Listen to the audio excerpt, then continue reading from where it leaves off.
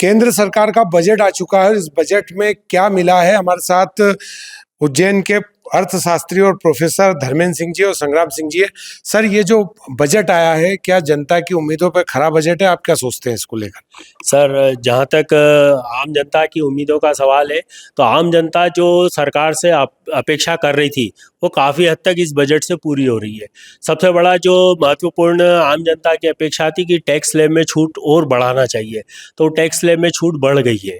इसलिए आम जनता इस बात से खुश है कि अब उसको जो कर के रूप में वो राशि दे रही थी, वो अब उसको अपने खर्चों के लिए बच सकती है।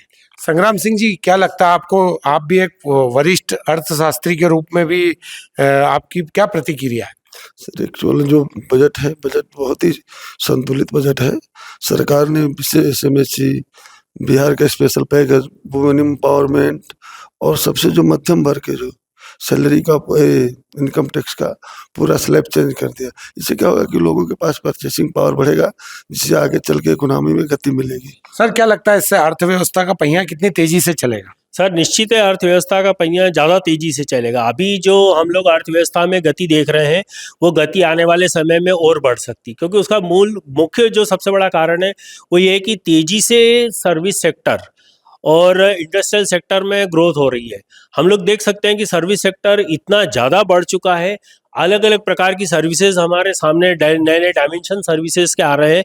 इसलिए निश्चित है कि यदि ये टैक्स का पैसा यदि आम जनता की जेब में जाता है, तो सर्विस सेक्टर, इंडस्ट्रियल सेक्टर, यहाँ तक कि एग्रीकल्चर सेक्टर में भी इफेक्टिव डिमांड बहुत तेजी से बढ़ सकती है। सर, ये जो जिस तरीके से स्लैब बढ़ रहा है, तो निश्चित रूप से जो टैक्स है उस पर कितना अतिरिक्त भार पड़ेगा? चूंकि हर साल सरकार जनता को आकर्षित करने के लिए टैक्स का स्लैब बढ़ा देती है, तो इससे आने वाले समय में क्या स्थिति बनेगी इसको लेकर? सर, आपका जो प्रश्न है वो बिल्कुल सही है कि टैक्स स्लैब में जो हम बार बार छूट दे रहे हैं, यानी हम आम जनता के लिए जो टैक्स स्लैब बढ़ाते जा रहे हैं कि अब आम टैक्स से इतनी छूट है, इतनी छूट है, और जो टैक्स से होने वाली इनकम है और उस इनकम से होने वाली जो डेवलपमेंट एक्टिविटीज़ हैं, उनमें कहीं ना कहीं एक बैलेंस होना चाहिए।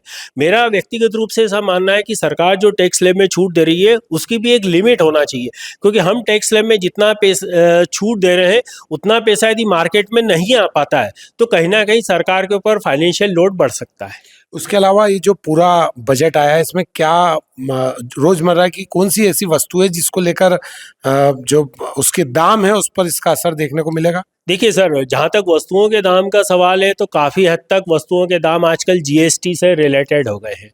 जीएसटी में जितनी स्लैब में जितना रिलैक्सेशन मिलता है और जीएसटी में जितनी दरों में कमी आती है, उसके हिसाब से कीमतों में परिवर्तन आता है।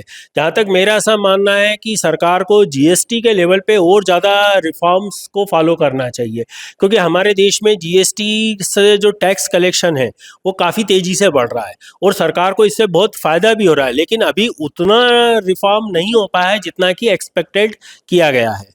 ये उज्जैन के अर्थशास्त्री हैं, प्रोफेसर हैं, जिन्होंने बताया कि जो सरकार जो स्लैब बढ़ा रही है वो निश्चित रूप से जनहित में बढ़ाया जा रहा है, लेकिन इसका भार सरकार के ऊपर पड़ने वाला है। Vikram Singh Jat, ABP news, Ujjain.